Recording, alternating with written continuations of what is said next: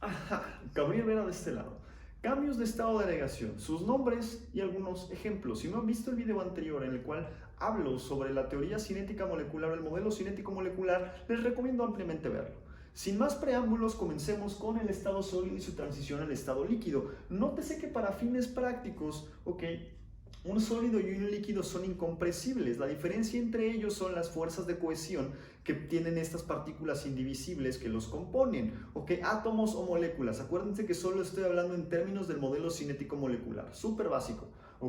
Si comienzo a aumentar la temperatura, que es una de las maneras más simples para poder pasar de sólido a líquido, la repulsión entre estas partículas y la amplitud de sus movimientos vibracionales va a comenzar a aumentar, de modo tal que van a llegar a cierta distancia en la cual van a estar más o menos en equilibrio las fuerzas de atracción con las fuerzas de repulsión. Eso se traduce en que el material o la materia pierde su forma, y va a empezar a tomar la forma del recipiente que lo contenga y va a aumentar su fluidez, Este proceso se le conoce como fusión. Si por el contrario enfrío, o quito la fuente de calor, estas partículas cuya naturaleza es predominantemente atractiva a las condiciones a las que estaba trabajando antes de empezar con el calentamiento, pues perderán su energía, cederán su energía hacia los alrededores, sus vibraciones comenzarán a hacerse cada vez menores, perderán naturalmente las traslaciones, las rotaciones y poco a poco comenzarán a asociarse hasta tener una forma definida y un volumen definido,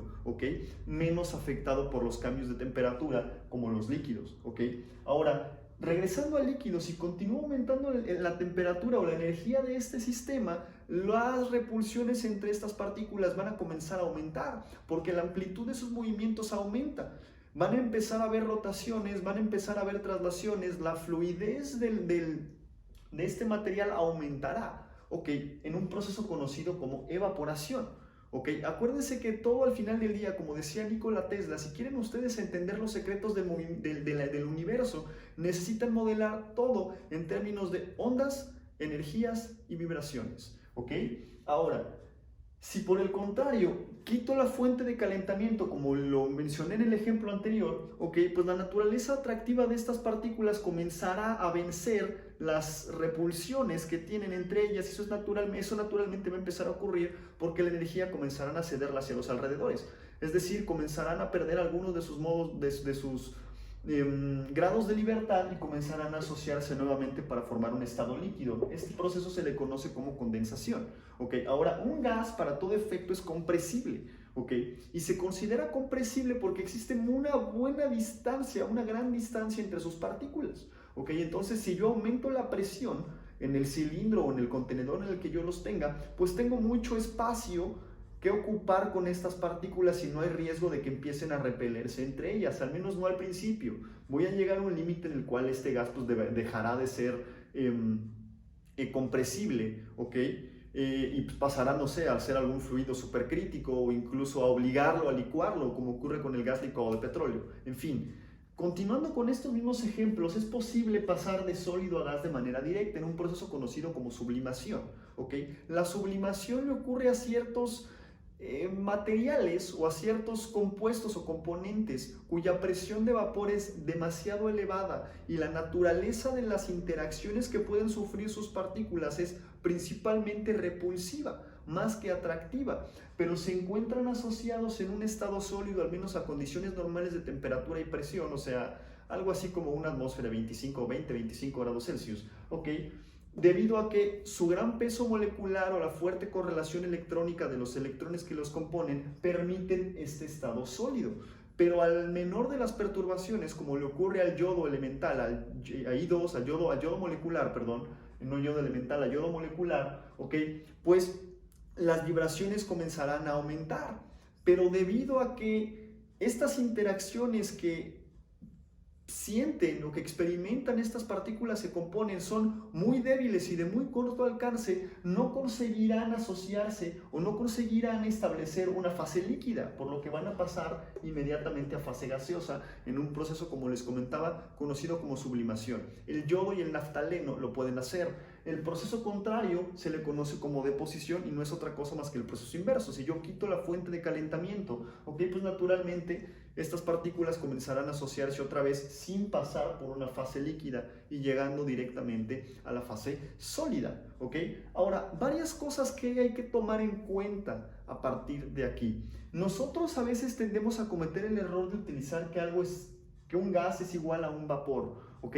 Porque, bueno, al menos el término evaporación nos podría llegar a confundir un poco, ¿ok?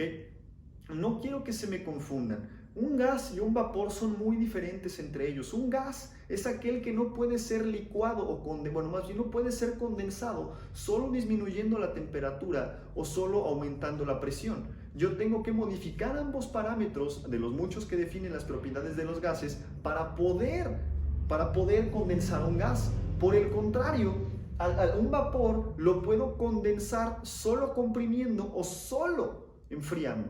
¿Okay? Esa es la diferencia entre un gas y un vapor. Es decir, para condensar un gas, ¿okay? Yo necesito hacer las dos, o licuarlo propiamente. O para poder condensar un vapor, lo único que necesito es disminuir o la temperatura o aumentar la presión. Solo una de ellas. Y naturalmente si hago los dos, pues mucho más sencillo. ¿Okay? Ahora, ya nos encontramos en fase gaseosa. Si continúo aumentando la temperatura, ¿ok? Voy a llegar a un límite en el cual ya no se van a modificar, sí se van a modificar las vibraciones, rotaciones y traslaciones, la amplitud de sus movimientos, ¿ok? Pero también voy a empezar a tener esta temperatura va a empezar a tener otro efecto sobre los electrones más externos, ¿ok? Y es probable que empiece a ocurrir un fenómeno conocido como ionización, en el cual se pierden o se ganan electrones en las capas de valencia, ¿ok? Formando iones. Estos iones comenzarán a moverse de un lado a otro, ¿ok? Para formar un estado conocido como plasma, ¿ok? Si quito esta fuente, este campo eléctrico, este aumento de temperatura, pues naturalmente regresaré al estado anterior en un proceso conocido como desionización y llegaré a un gas. Y dado que un plasma está compuesto por iones, ¿ok?